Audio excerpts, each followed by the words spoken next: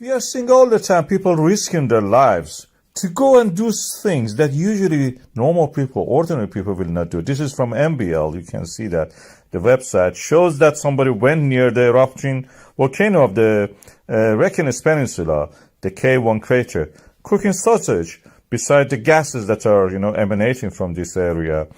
We have our latest news about this from the Indonesia. A woman fell into a crater. This crater of a volcano is famous for having blue flames when it is burning. The lava is burning inside the atmosphere. Certain elements like sulfur. These are areas seismically active. There are hazard maps available to them. For example, for this K1 crater that I mentioned, there is a clear hazard map. People are not allowed near it, yet despite that, they go there.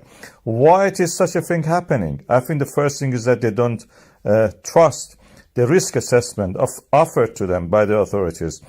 There is a lack of respect for authority, I should say. And there can be many reasons for this. One of them is that politicians, if they lie, they are not accountable, it seems. So they gradually erode away the confidence that the public may have in them.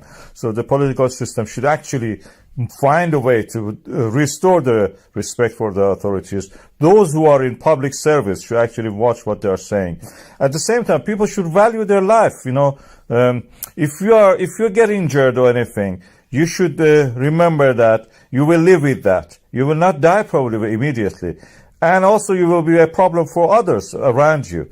This is what the people many of them actually don't realize that. At the same time, when it comes to issues of compensation and insurance, they must remember that when a risk assessment is published and that is available to people, risk assessment means that the responsibility is with you.